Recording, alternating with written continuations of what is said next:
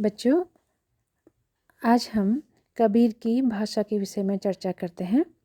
कबीर का भाषा पर ज़बरदस्त अधिकार था। वे वाणी के डिक्टेटर थे और भाषा उनके समक्ष निरीह नज़र आती थी, ऐसा कहा था डॉक्टर हजारी प्रसाद द्विवेदी जी ने। संत कबीर की भाषा का निर्णय करना बड़ा दुष्कर कार्य है, क्योंकि कबीर की भाषा में ऐसा इसलिए है कि वे बहुश्रुत संत थे और भारत के विविध प्रांतों के साधकों से उनका सत्संग होता रहता था। दूसरा कारण यह था कि कबीर केवल अपने विचारों, भावों एवं सिद्धांतों को प्रत्येक स्तर के व्यक्ति तक पहुंचाना चाहते थे। साहित्यिक भाषा का प्रदर्शन करना वे नहीं चाहते थे। इसीलिए वे अपने पदों व उपदेशों में आवश्यकता अनुसार अवधी, ब्रजभाषा, खड़ी बोली, पूर्वी हिंदी, संस्कृत, फारसी, अरबी, राजस्थानी, पंजाबी, गुजराती आदि भाषाओं के शब्दों को अपना लेते थे। उनमें उनका प्रयोग उनकी रचनाओं में दिखता है। वे भाषा के शब्द पारखी नहीं थे। भाषा का कोई साहित्यिक रूप भी उनके सामने नहीं था। वे पंडितों से वेदांत संबंधी बातें कहते हुए पंडितों की सी भाषा का प्रयोग करते थे और मुसलमानों से इस्लाम धर्म संबंधी बातें करते समय वे फारसी, अरबी के शब्दों से प्रभावित भाषा का प्रयोग करते थे। इसीलिए विभिन्न आलोचकों ने कबीर की भाषा का मूल्यांकन भिन्न भिन्न प्रकार से किया है। किसी ने उनकी भाषा को ब्रज तो किसी ने अवधी कहा है, किसी ने सदुक्कड़ी तो किसी ने पंचमेल खिचड़ी कहा है। कबीर की भाषा के संबंध में कुछ आलोचकों के मत हम प्रस्तुत करते हैं, जैसे डॉक्टर श्याम सुंदर दास। कबीर की भाषा कई भाषाओं की खिचड़ी सी प्रतीत होती है। खड़ी, ब्रजी, पंजाबी, राजस्थानी, अरबी, फारसी आदि अनेक भाषाओं का जुट इनकी रचनाओं पर चढ़ा हुआ है। डॉक्टर रामकुमार वर्मा, भाषा बहुत अपरिष्कृत है, उसमें कोई विशेष सौंदर्य नहीं है। डॉक्टर उदय नारायण तिवारी के अनुसार कबीर की मूल वाणी का बहुत अंश उनकी मातृभाषा बनारसी बोली में ही लिखा गया था, किंतु उनके पदों का पच्छान की साहित्य की भाषाओं के में रूपांतर कर दिया गया। डॉक्टर त्रिगुणायत कहते हैं, कबीर ने किसी एक भाषा का प्रयोग नहीं किया है।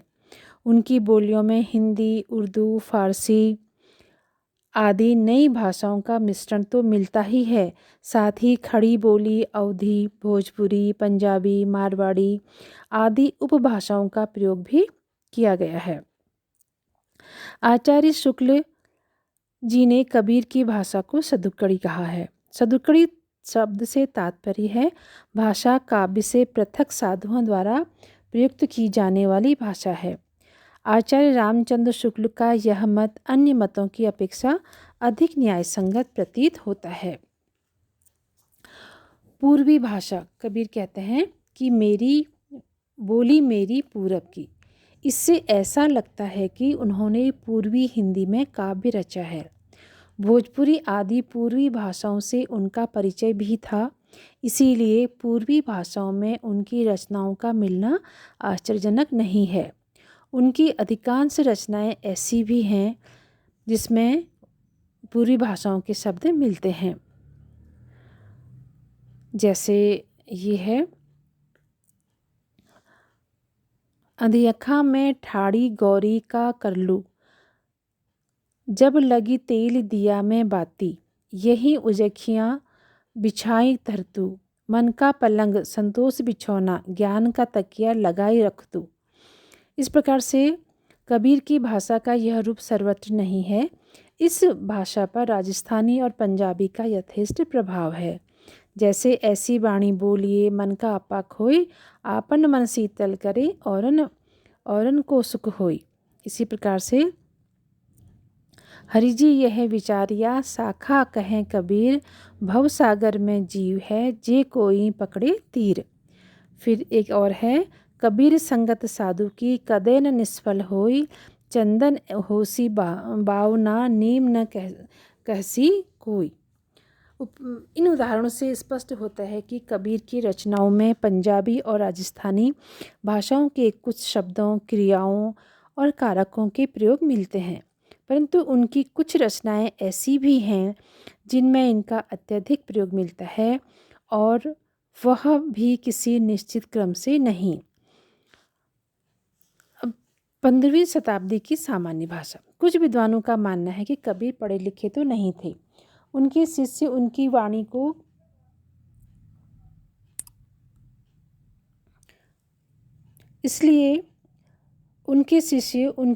को लिखित रूप देते थे, इसीलिए उनकी भाषा में अपनी बोली के शब्दों का तालमेल कर देते थे।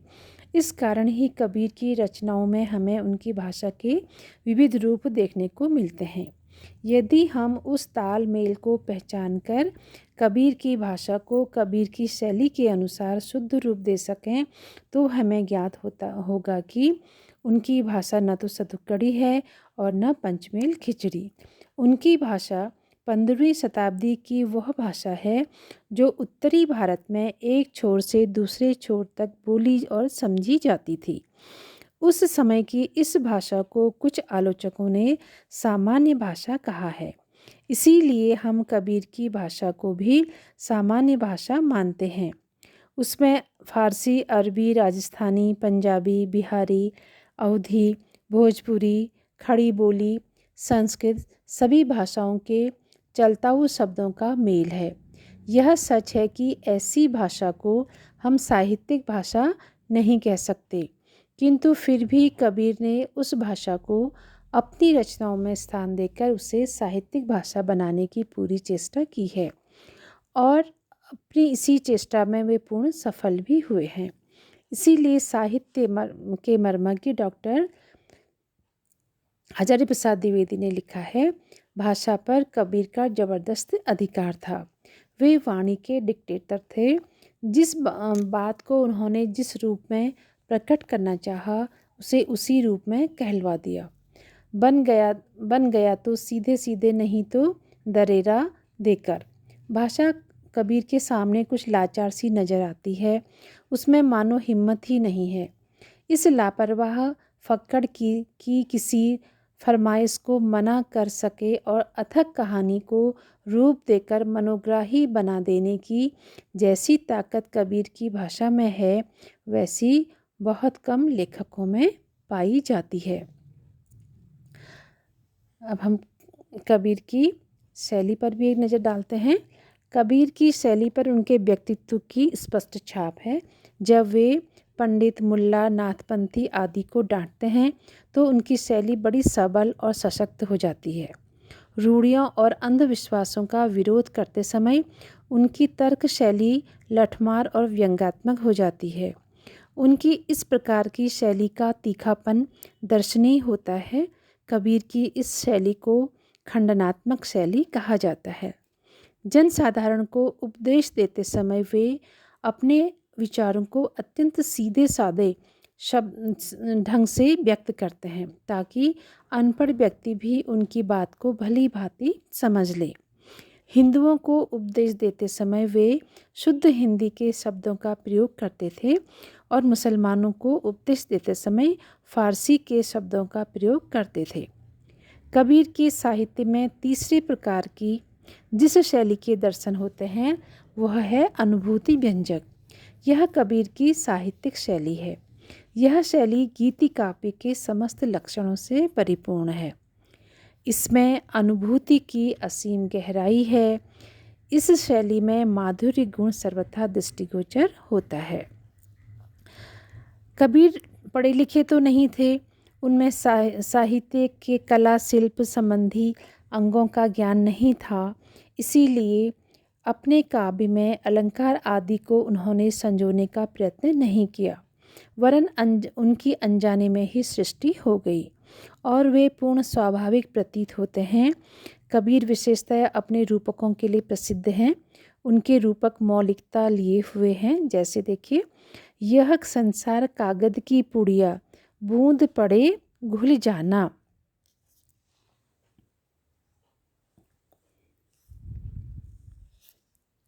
इसी प्रकार से नैनों की कर कोठरी पुतली पलंग बिछाई, पलकों की चिक डाल के पी को लिया रिझाए।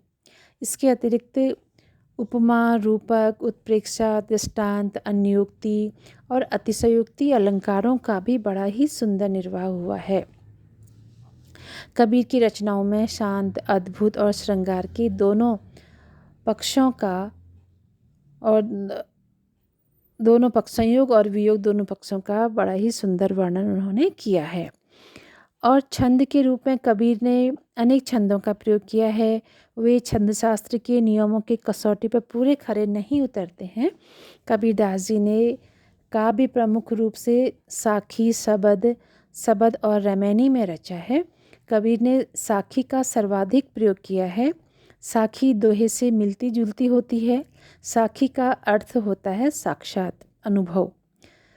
कबीर दास के काव्य में साखी के अतिरिक्त सोरठा, दोहा, चौपाई, हरिपद, गीतिसार तथा छप्पर जैसे छंदों के उदाहरण भी सहज रूप में देखने को मिल जाते हैं। अब हम कह सकते हैं कि कुल मिलाकर कबीर की भाषा उनके व्यक्तित्व के सर्वथा अनुकूल थी और वह उनके काव्य का भाव पक्ष उजागर करने में पूर्ण सक्षम थी। इसीलिए डॉक्टर राम कुमार वर्मा ने लिखा है कि कबीर ने अपनी प्रखर भाषा और तीखी भाव व्यंजना से जिस काव्य का सृजन किया वह साहित्यिक मर्यादा का ही अतिक्रमण भले ही कर गया हो, किंतु उसके द्वारा साहित्य और धर्म में युगांतर परिवर्तन अवश्य आया।